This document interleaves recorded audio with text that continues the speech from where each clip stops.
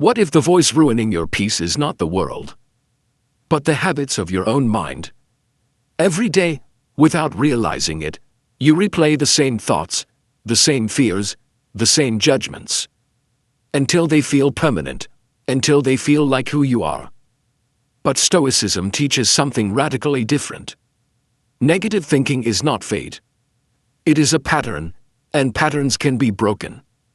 In this video, you will learn 8 Stoic rules, not to escape life's problems, but to rebuild your mind from the inside out, so that fear loses its grip, clarity returns, and your inner world finally becomes a place of strength instead of struggle.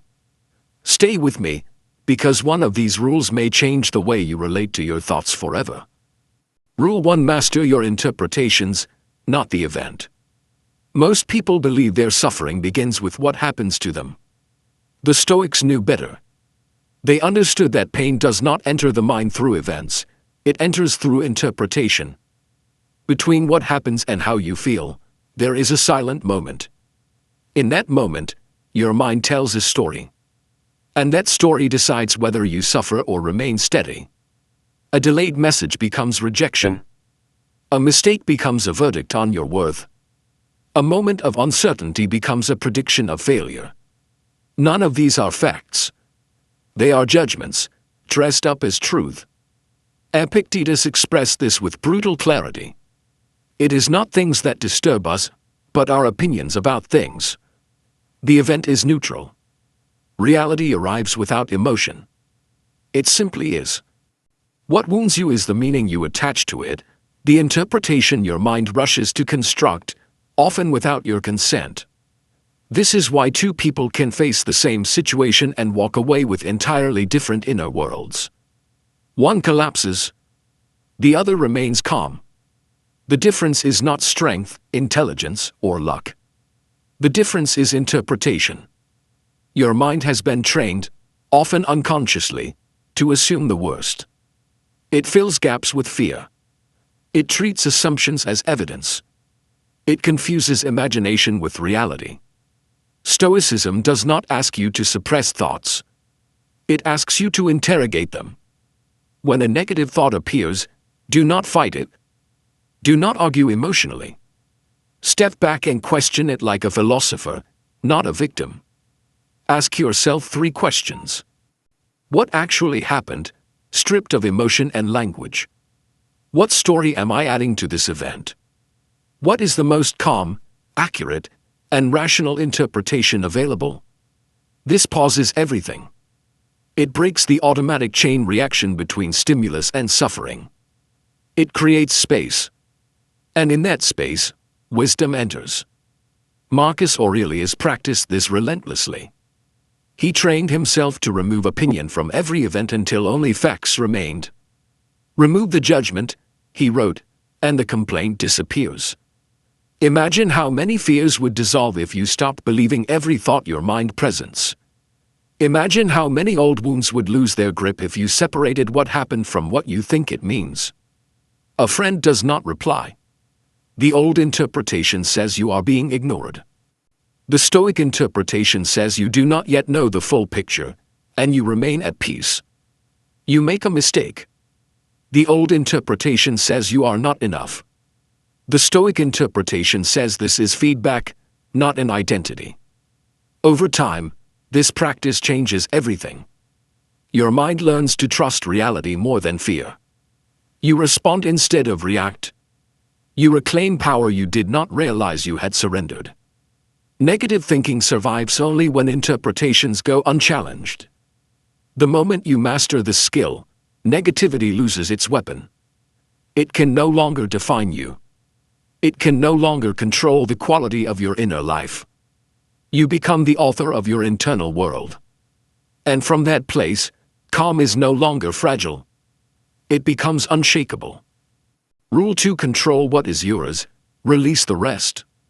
Most mental suffering comes from one simple mistake: trying to control what was never yours to command. The mind wastes enormous energy circling around outcomes, opinions, timing, and other people's behavior. Will they approve of me? What if this fails? What if I lose this? What if they change their mind? This feels like thinking. In truth, it is self-torture. Epictetus ended the struggle with a sentence so simple it dismantles anxiety at its root. Some things are within our control, and some things are not. This single distinction is one of the most powerful mental tools ever discovered.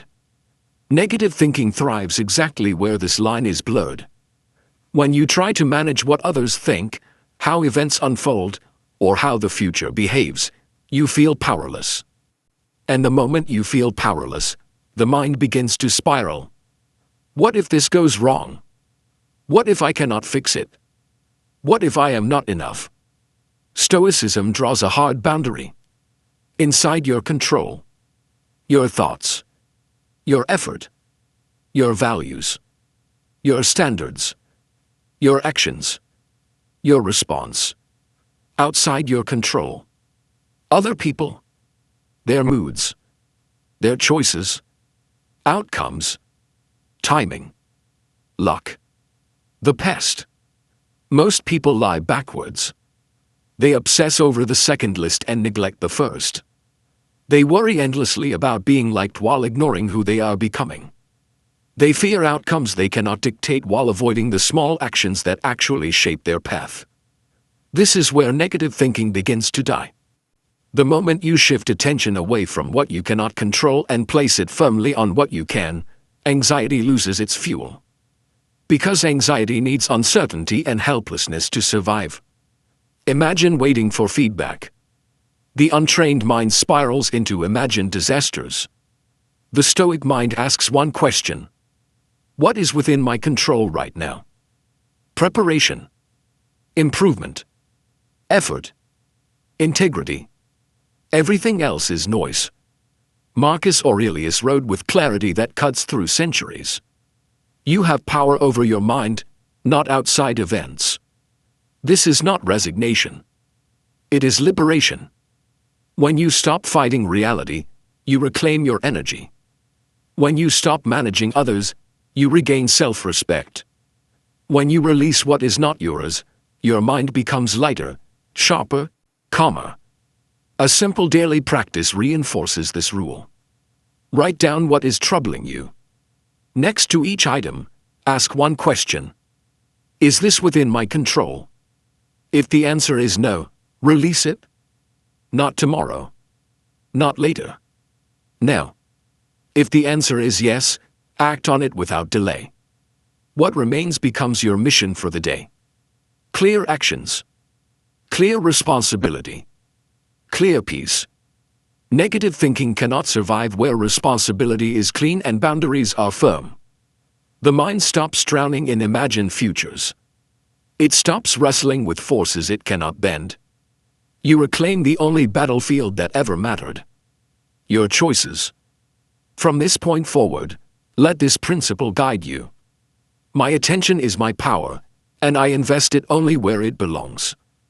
Rule 3: Train the mind through voluntary discomfort. Negative thinking grows strongest in a mind that has never been trained to endure discomfort. When life becomes uncertain, the untrained mind panics. When pressure appears, it assumes danger. When something goes wrong, it imagines catastrophe. Not because reality is unbearable, but because the mind has never practiced being uncomfortable. The Stoics understood a truth that modern life tries to hide. Comfort weakens the mind. Discomfort, chosen wisely, strengthens it. Seneca practiced this more than most. Despite wealth and status, he intentionally lived below his means at times. He slept on hard floors, ate the simplest food, wore rough clothing. Not to punish himself, but to teach his mind a lesson. I can endure this. I am not as fragile as fear suggests. Modern life removes nearly all natural hardship. Everything is fast, padded, optimized, effortless. And while this feels pleasant, it leaves the mind brittle. When a delay, criticism, rejection, or inconvenience appears, the mind overreacts. It has never learned that discomfort is survivable. This is where negative thinking takes over. An untrained mind interprets discomfort as danger. It mistakes inconvenience for threat. Stoicism offers a reversal. Choose discomfort before life chooses it for you. Voluntary discomfort is not about suffering. It is about preparation. It builds resilience before circumstances demand it. Each time you willingly do something difficult, you send your nervous system a powerful message. This is uncomfortable, but it is not fatal. I remain in control. A cold shower. A hard workout. An honest conversation you have been avoiding. Starting the task you keep postponing. Sitting with boredom instead of escaping it.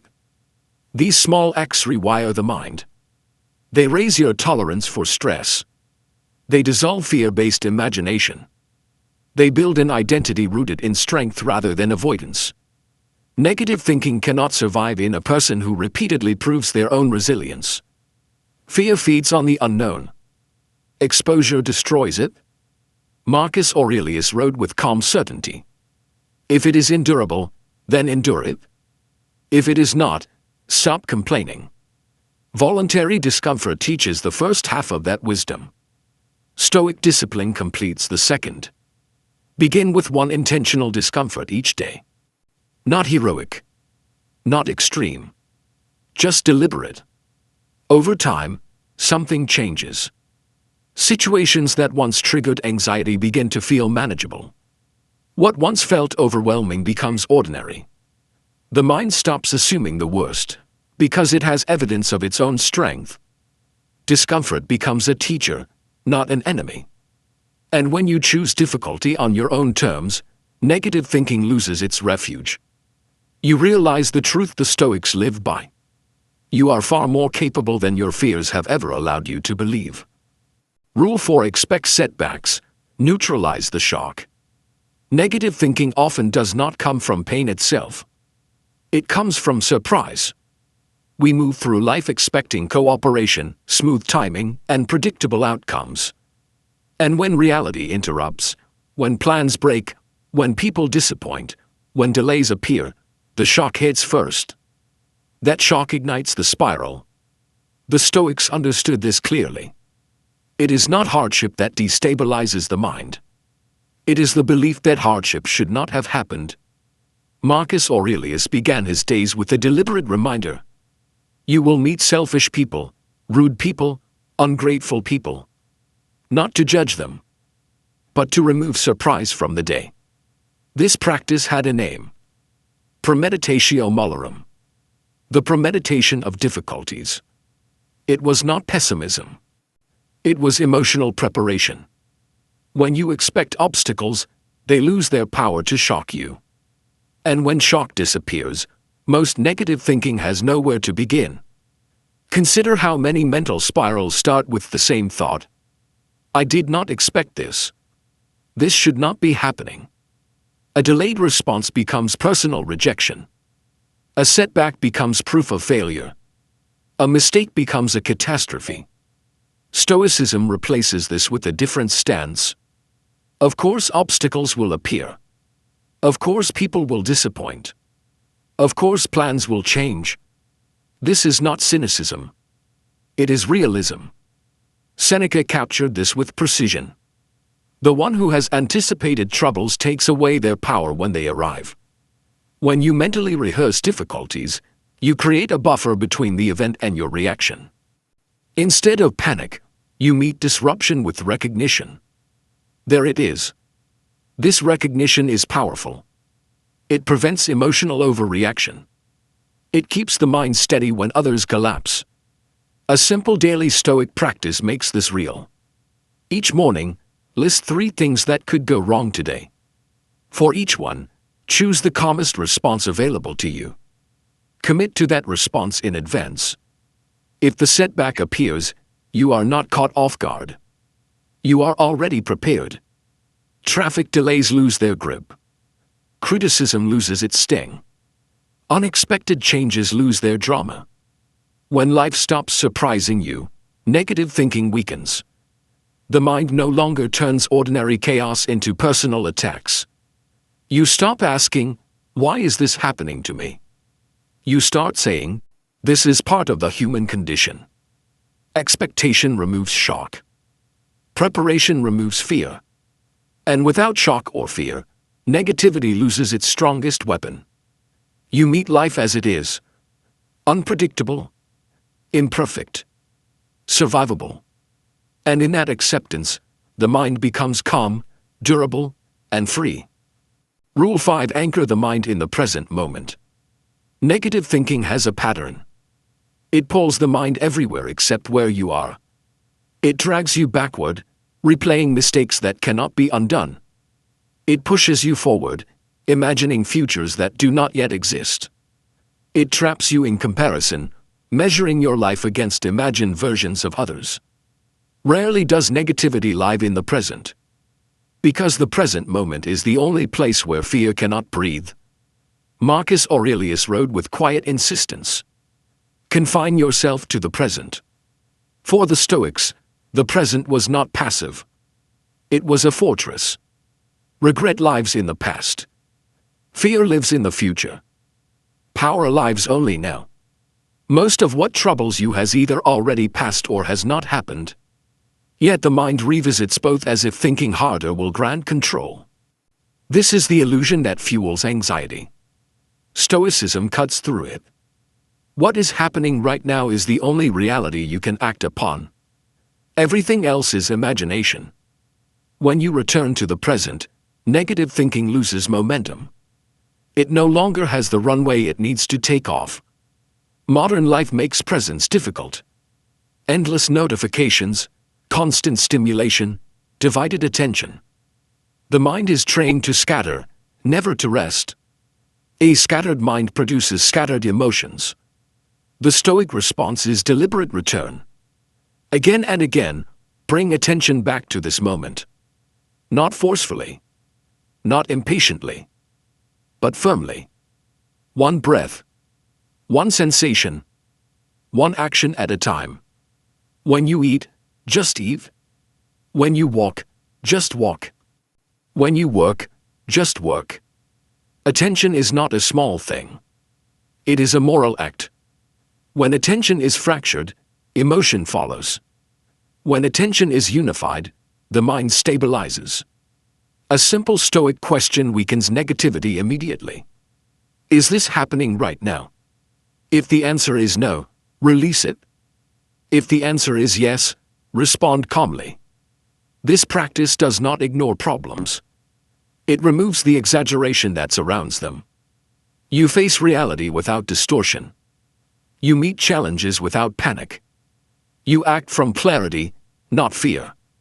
When the mind remains anchored in the present, negative thinking loses its territory. It has nowhere to expand, nowhere to hide. You become centered, clear, steady. This is the Stoic advantage. Not escaping life, but meeting it fully, one moment at a time, with a mind that refuses to be pulled away from where its power truly lives. Rule 6: Shape the inner dialogue before it shapes you. Negative thinking does not begin with events. It begins with a voice. Not the voice you speak out loud. The quieter one.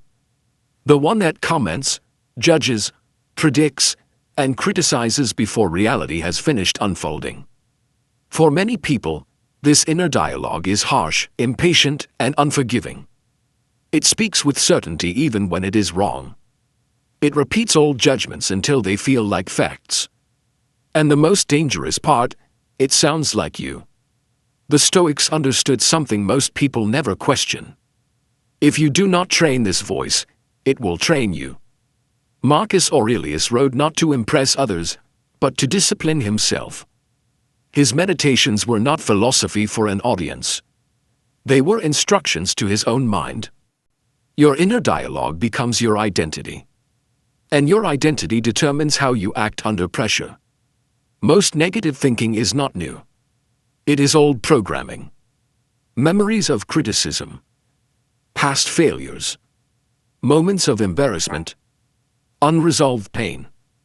Over time, these experiences form a narrative. A story about who you are and what you are capable of.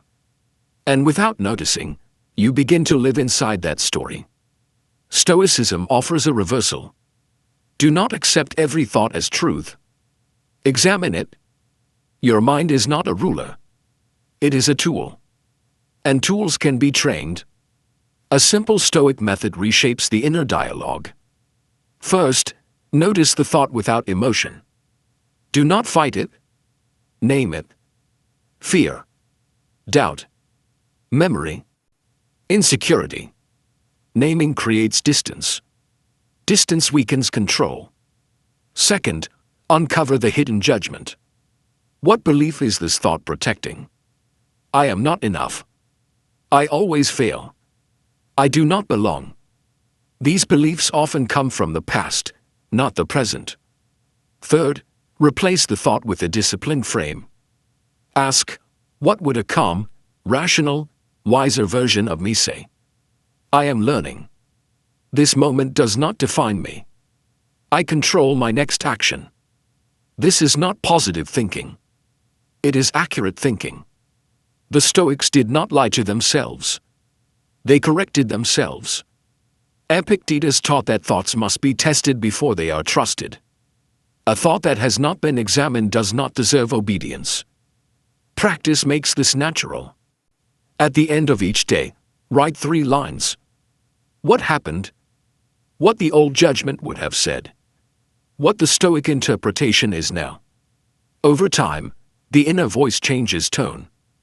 It becomes calmer, clearer, more honest. Negative thinking cannot survive in a mind that speaks with discipline instead of cruelty. When your inner dialogue becomes steady, supportive, and firm, the mind stops sabotaging itself. You stop being ruled by every passing thought. You become the one who chooses which thoughts stay. And in that choice, the mind finally begins to work for you, not against you. Rule 7: choose virtue over emotion. Negative thinking takes control when emotion sits in the driver's seat. Fear begins to speak like certainty. Insecurity disguises itself as logic. Anger reshapes reality until everything feels personal. The Stoics refused to live this way. They understood that emotions are signals, not commanders. If you follow them blindly, the mind becomes unstable. Marcus Aurelius wrote a rule that cuts through emotional chaos. If it is not right, do not do it. If it is not true, do not say it. This was not moral decoration. It was a mental operating system. Stoicism does not ask you to eliminate emotion.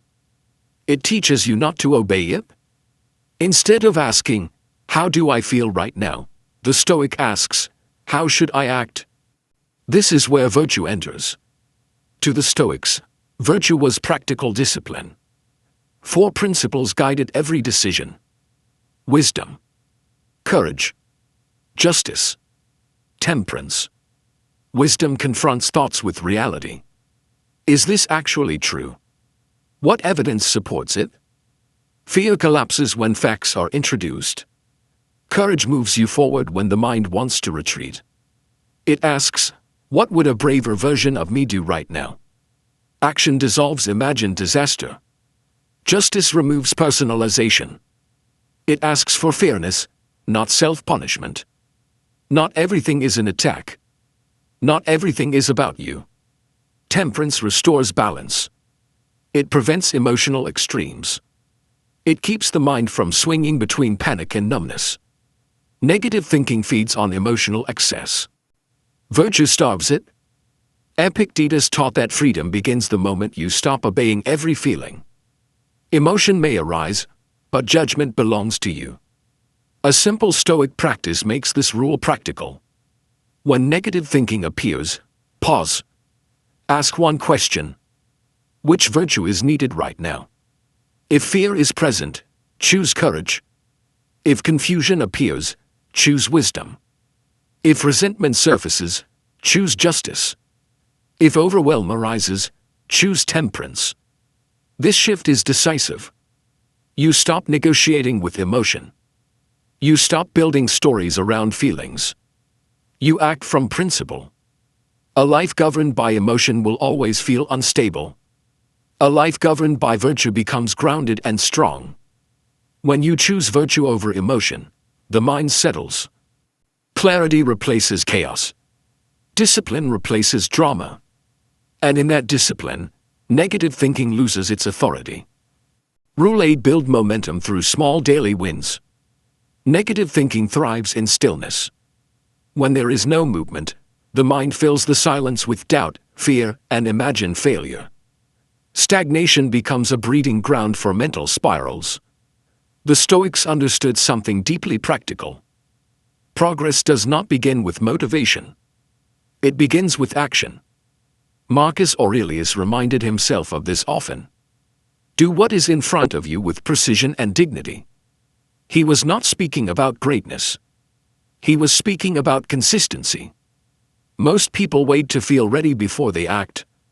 The Stoic reverses this. Action creates readiness. Movement creates confidence. Negative thinking loses power when the mind sees evidence of progress. Small wins matter more than grand plans. Because small wins build identity. Every time you show up, even briefly, you send yourself a message. I am capable. I follow through. I move forward. This message compounds. One completed task shifts your chemistry. 2. Create momentum. Repeated daily, they rebuild self-trust. Negative thinking cannot survive in a mind that proves its competence through action. The Stoics valued momentum, not perfection. Not dramatic breakthroughs. Steady forward movement. A simple Stoic structure makes this rule tangible. Begin the day with a small, certain win. Make your bed. Drink water. Stretch for a moment. This breaks passivity. Then, face the hardest task early. Not perfectly. Not aggressively. Just begin. Avoidance feeds anxiety. Engagement dissolves it. Track effort, not outcome. Outcomes are slow.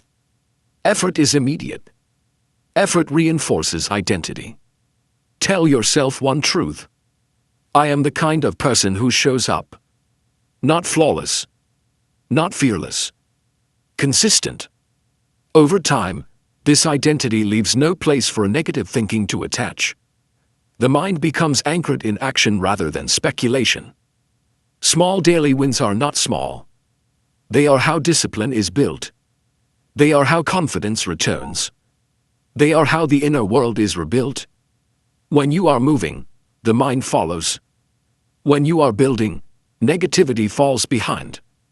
Momentum becomes your ally. And through that momentum, the mind learns to trust you again.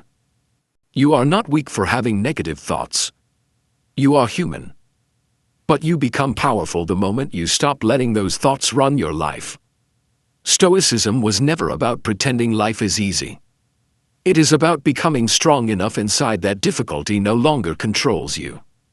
Do not try to practice all 8 rules at once. Choose one. Just one. Live it fully for the next 24 hours. If this message helped you, take a moment to like the video. Share it with someone who needs clarity. And subscribe for more Stoic wisdom every week. And tell me in the comments, which rule are you committing to today? Your mind is your territory. And starting now, it finally belongs to you.